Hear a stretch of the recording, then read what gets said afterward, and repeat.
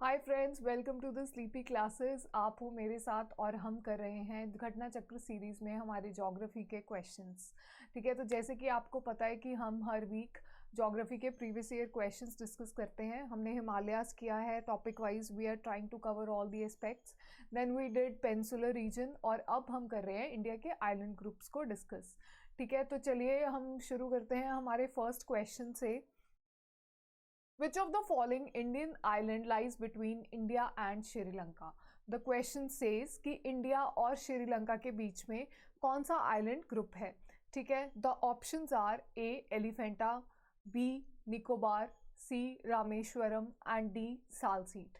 So the correct answer is, so as you can see here कि India और श्रीलंका के बीच में आपको दिखाई दे रहा है ये रामेश्वरम आइलैंड है। ठीक है, so this is making the boundary. एक मिनट। ओके, सो आप देख सकते हो कि एडम्स ब्रिज है connecting group of chain of islands जो बीच में बाउंड्री बनाता है, and the island group is known as Rameswaram island. Okay, the next question. Kori creek lies in A. Gulf of Kutch, B. Gulf of Kambat, C. Little Rann of Kutch, and D. Rann of Kutch. So the right answer of this question is Kori Creek lies in. अब आपको ये ध्यान से देखना है कि ये gulfs में लाइक करती है या रैन ऑफ कच्छ एरिया में, येलो में जो जैसे कि पिक्चराइज किया गया है। So the Kori creek lies in Rann of Kutch, and as you know कि ये कोरी क्रीक का थोड़ा कंट्रोवर्सी चलता है इंडिया और पाकिस्तान के बीच में, दोनों ही इंटरेस्ट इसमें दिखाते हैं। So the right answer is Kori creek lies in Rann of Kutch. Okay, अगला क्वेश्चन मल्टीपल स्टेटमेंट्स वाला, the typical UPSC type of question जो आप देख सकते हो। ठीक है, they are asking you about the western Ghats और उसकी करेक्टरिस्टिक्स के बारे में डिस्कस किया हुआ है। द स्टेटमेंट, पहली स्टेटमेंट कहती है it is a block mountain. दूसरी statement, its eastern slope gently lowering down the plateau. ठीक है कि ये जो इसकी स्लोप है it lowers down to the plateau region. ठीक है, the third statement says its northern section is covered by lava. So which of the following is correct? इन तीनों ऑप्शंस में से कौन सा ऑप्शन करेक्ट है ये आपने देखना है। वेस्टर्न घाट्स, क्या ये ब्लॉक माउंटेन्स हैं and they are lowering down to the peninsular plateau region, और क्या इसमें लावा की प्रॉपर्टीज नॉर्दर्न सेक्शन में हमें देखने को मिलती हैं। So the options are 1 and 2, 2 and 3, 1 and 3, and D 1, 2 and 3. So what is the correct answer guys?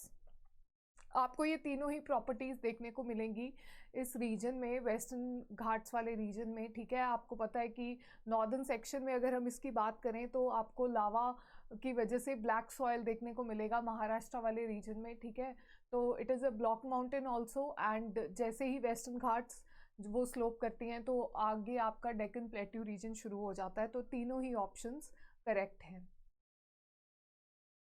Okay, next is about the Ado Atoll, which are situated in which ocean? ठीक है, Ado Atolls कौन से ocean में located हैं? Option है A Atlantic Ocean, B Arctic Ocean, C Indian Ocean, and D Pacific Ocean. So Addu atolls के बारे में अगर आपने नहीं सुना है तो अभी हम देख लेते हैं कि ये कहाँ पे प्रेजेंट है।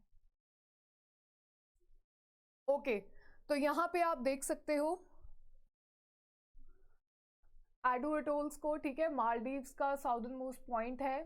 मालदीव्स पूरा एक group of chain of islands है जैसे कि आप देख सकते हो। तो ये प्रेजेंट है इंडियन ओशन में। ठीक है, so the right answer is Indian ocean.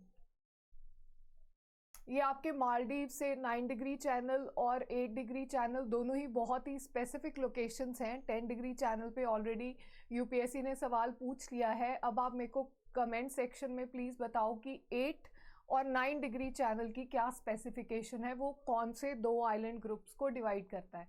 9 degree कौन से ग्रुप को डिवाइड करता है और 8 डिग्री कौन से ग्रुप को डिवाइड करता है। Okay, fifth question. During ancient Indian historical geography, Ratnakara denoted देखो ये बहुत पुराना यूपीएससी का क्वेश्चन है, 1994 में यूपीएससी ने ये सवाल पूछा था, लेकिन मैं इसलिए डिस्कस करना चाहती हूँ क्योंकि बहुत 90% लोगों को ये नाम नहीं पता होगा कि रत्नाकारा किसका दूसरा नाम है, ठीक है। तो ऑप्शंस हैं, A Atlantic Ocean, B Arctic Ocean, C Indian Ocean and D Pacific Ocean. Okay, what is the right answer guys? Surprisingly ये इंडियन ओशन का ही नाम है। रत्नाकारा का मतलब है एक ऐसा रीजन जहाँ पे आपको रत्न मतलब कि ज्वेल्स जेम्स मिले, ठीक है। तो इंडियन ओशन को एंशियंट टाइम्स में रत्नकारा भी बोला जाता था। चलिए अगला हमारा क्वेश्चन बिल्कुल जैसे हमने फर्स्ट क्वेश्चन डिस्कस किया था, एडम्स ब्रिज बिगिंस फ्रॉम, ठीक है। एडम्स ब्रिज आपने देख लिया था कि इंडिया और श्रीलंका को यूनाइट करता है, वो कौन से पॉइंट से स्टार्ट होता है, ठीक है। ए धनुषकोडी, ये भी आपका प्रीवियस ईयर यूपी प्रीलिम्स का क्वेश्चन है, B Mandapam, C Pamban and D Rameswaram. So what is the correct answer? तो आप देख सकते हो कि एडम्स ब्रिज इस पॉइंट से स्टार्ट हो रहा है, ठीक है। एंड एडम्स ब्रिज को आप ध्यान से देखिए, it is starting from Dhanushkodi, ठीक है, एंड मन्नर आइलैंड तक आप इसको देख सकते हो। तो Adam's Bridge starts from Dhanushkodi point.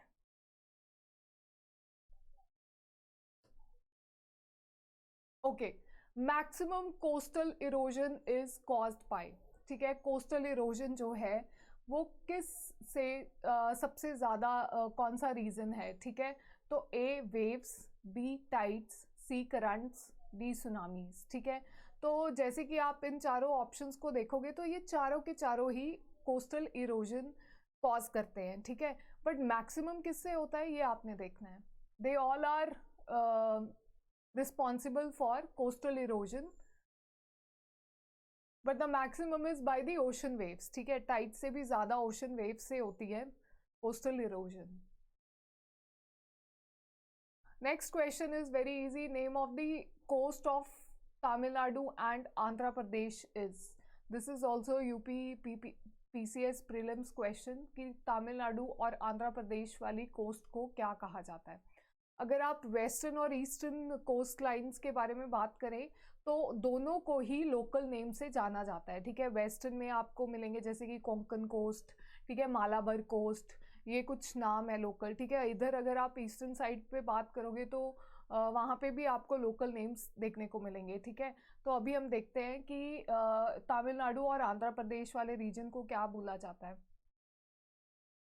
The right answer is Coromandel coast, ठीक है। तो जैसे आप यहाँ पे देख रहे हो तो सबसे ऊपर आपको देखने को मिलेंगे उत्कल प्लेन्स, ठीक है। फिर ये सेंट्रल रीजन आ जाएगा आपका आंध्र प्रदेश वाला, दैट इज नॉर्दर्न सरकार्स, एंड नीचे तमिलनाडु और आंध्र प्रदेश के बीच में जो कोस्ट लाई कर रही है उसको कहते हैं कोरोमंडल कोस्ट।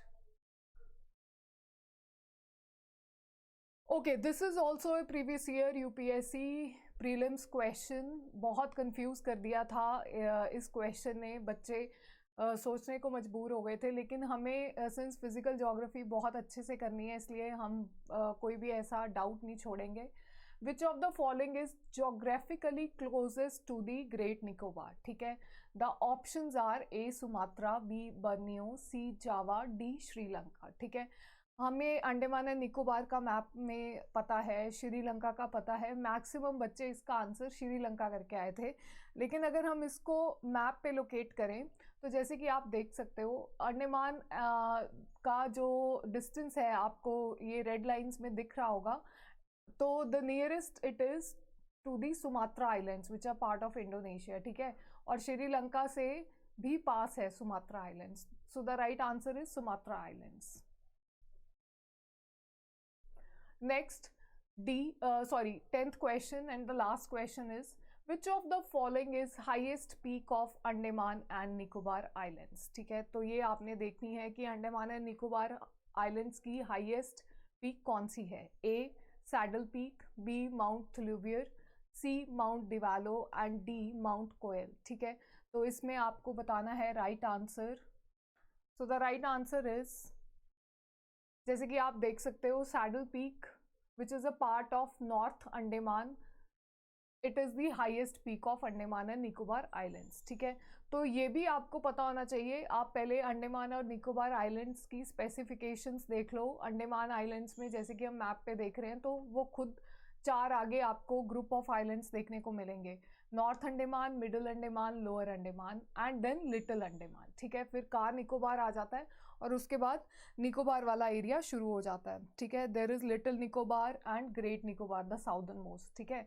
तो Saddle Peak is the highest peak of Andaman and Nicobar islands. They can even ask you now that it is a part of which group of Andaman Islands. So the right answer would be North Andaman. ठीक है।